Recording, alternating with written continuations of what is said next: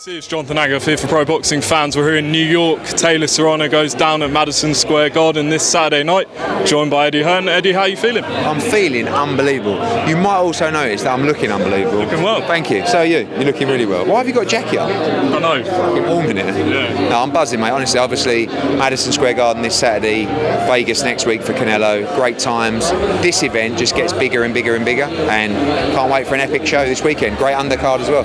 I was going to say, in terms of consecutive weeks that you've put on, MSG with this fight and then Canelo Bivol in Vegas, where does these 2 weeks rank for you? I mean, this fight feels like maybe the biggest fight I've ever done. This fight, for different kind of reasons.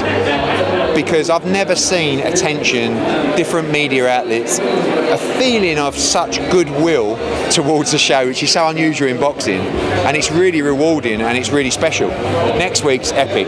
Canelo Alvarez on Cinco de Mayo in Las Vegas. I've never done that before, and it's a great fight with Dimitri Bivol as well. So I'm just blessed, mate, to be honest with you. I'm living a dream. I'm doing what I love to do, and I'm proud of everybody taking part. You tried to make this fight before, but we're here now, and you've billed this as the biggest fight in female history. Why is that? Why is it warranting such a title? Well, everyone knows it's the biggest fight in women's boxing history, but it also sits now as one of the biggest fights in boxing. Like, this is Mayweather-Pacquiao for women's boxing. Undisputed champion against 7 division world champion, but this is in the prime, and actually I think this will be a much better fight than that, because I paid a lot of money for a ticket for that fight, and it was shit. But on a serious note, it's just, it's a moment in time, and one of the most important things about this fight is this fight has got there on its own merit.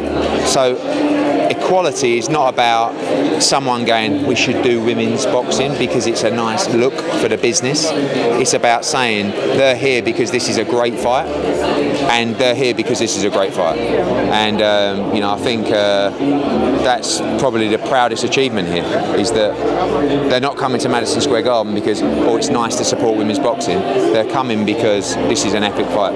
How do you compare this one to the Shields-Marshall fight in terms of how big they both are? This is 2 or 3 times the size of that fight, but that's still a tremendous fight. And both guys for this fight, getting 7 figures. Hopefully those two will get 7 figures for their fight, and it will keep raising the bar, the pay of women's sport. But you're not going to see, like, if Shields against Marshall was here, you'd be selling 2,000 tickets. It's not, but it's still a great fight, and it's got beef, which is great as well. So tremendous fight. Baumgardner against Meyer, tremendous fight. We've got to keep opening the doors to these tremendous fights. I think they're both going to be here as well this week. Everyone's here. Every female fighter of significance is flying in, because this is like, don't get any bigger, does it? So, and that's what they should be doing. And how significant has Jake Paul been throughout this build-up? I mean, with his social media following, what role do you think he's played in making this the occasion it is? He's been tremendous, and people keep saying to me, "Oh, do you like Jake Paul?" I said, "I don't know, really. I haven't really thought about it." It's like, "What are you working with him?" I said, "Yeah, we're working. Like, he may not like me, but this is the problem with boxing. Like, you've got so many sort of dinosaurs and idiots who think about what they think about someone, their ego, rather than going, Jake Paul is tremendous for this event, right? He's been a brilliant promotional partner. He's helped sell tickets, drive subscriptions, create interest in the event. So if he wants, he can be lead promoter. I'll take a backward step. Actually, no, don't go silly. No, but do you understand what I mean? So, use him. And he's there to be used, like me. I'm there to be used. Everyone wheels me out everywhere. Go on, Eddie, go and do that. I've got to do this for 3 hours. Then I've got to go and do Ariel Hawani. Then I've got to do an Australian Zoom call later on tonight. Then I've got to do Barstool. Then that's just what we do. We're noise. So, and he's great noise, one of the best. So he's been brilliant for this fight. And he makes it bigger, even bigger than what it is. And another undisputed fight on the bill as well. Rare you get 2 on the same bill, but just tell us a bit about that fight, Fran. From Cruz both now. I mean, you've got Elin Cederos, who's a unified world champion, and you've got Cruz Dezern, who's the other unified world champion.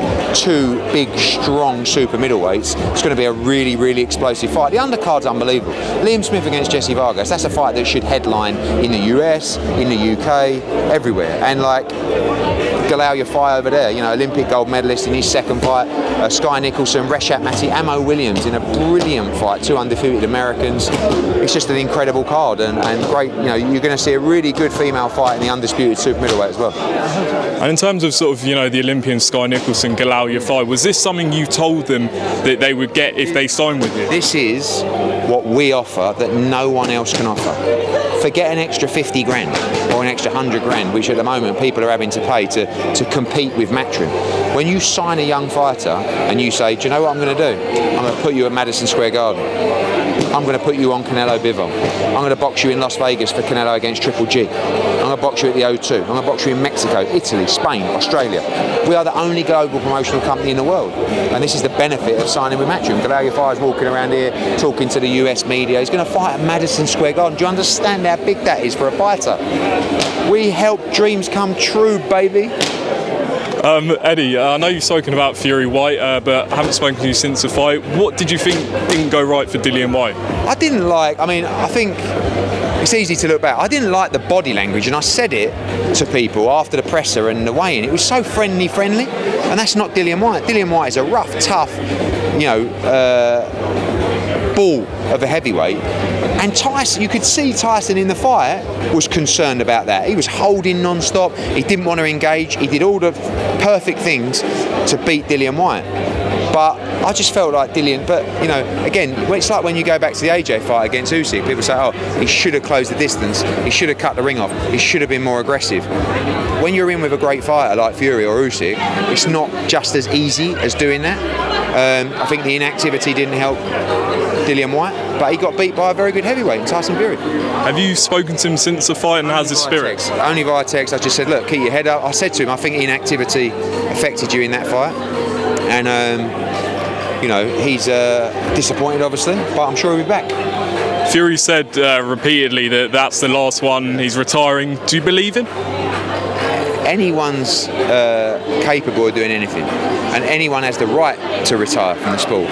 I feel that the biggest nights for Tyson Fury are ahead. Of course, the undisputed fight, against AJ, if he beats Usyk, and even if AJ was to lose that fight, I believe Tyson Fury against AJ would be a massive fight for history. But if he don't want to fight anymore, he can retire. I just said, and I get a bit of stick for saying it. I don't quite understand it. People talking about, him, Fury being a generational great, talking about comparing him to Lennox Lewis. He may be better than Lennox Lewis, but you have to prove it, right? And I just had an argument with Umar from IFL who said, I said, look, the number one heavyweight in the world right now, on paper, Tyson Fury. Number 2, Alexander Usyk. Number 3, Anthony Joshua. And Umar said to me, well, what about Deontay Wilder? I said, who's he ever beat? Well, Luis Ortiz. I went, who else? But you can't compare Wilder's resume to that of Anthony Joshua. So therefore, as we stand, Tyson Fury hasn't beaten the number 2 and number 3 heavyweight in the world. If he beats them, he goes down as arguably better than Lennox Lewis, but a generational great fighter. He's a brilliant heavyweight, but it's hard at the moment because everyone's on the Tyson Fury train. That's just my opinion. But he doesn't have to fight for the Undisputed Championship. He might just want to bin it off and go, I'm good. But if he wants to go down and fight the very best, I think there are 2 fights he has to have. If say AJ comes through Usyk, and this is looking way ahead, but how big is the AJ Fury fight compared to what it was when you first looked to make Undisputed, it's big. I mean, if AJ goes out and beats Usyk, which I believe he can, Fury against AJ is the biggest fight in the whole of boxing history. And I think we'll get it. I do. I really do. I can't tell you walking down the street how often I get that question. Since the Whyte fight, the other, some of it's like, when are you going to make it? AJ against Fury. I went, he's fighting Usyk. Oh yeah. Like they'd rather he just fights Fury. But we want to get that rematch. We want to get revenge, and if we can do it for Undisputed, what a fight! How close are you to announcing the rematch? I think it will be the week after Canelo. I think next week, obviously, the focus will be on Canelo Alvarez, and the week after that, expect an announcement. All right, 2 quick ones. Conor Benn, didn't get to speak to you after the fight, but an explosive win. Any talks for the next opponent? Loads of talks, nothing really to report, but I view him as one of the best welterweights in the world right now. His development has been incredible, and he needs to step up now, and we're ready to give it to him. And Bam Rodriguez, you announced his next fight, June 25th. The fight's gone down so well, the fight card, World Championship quadruple header. Bam Rodriguez, one of the best young fighters in the sport, against Rungasai. Julio Cesar Martinez against Arroyo. Ahmadaliev against Ronnie Rios. Jessica McCaskill defending her undisputed welterweight championship. Massive card. June the 10th in Mexico as well, with Kayaguchi against Bermudez, and hope to announce June the 4th in Cardiff this week. Just on that Ahmadaliev fight, if he beats Rios, how likely is the Stephen Fulton fight next? I mean, again, up to PBC. We'll do that fight on PBC, no problem. But it's the must-make fight, especially in those weight classes. You have to make the big unifications and undisputed fights. Eddie Hearn, appreciate it.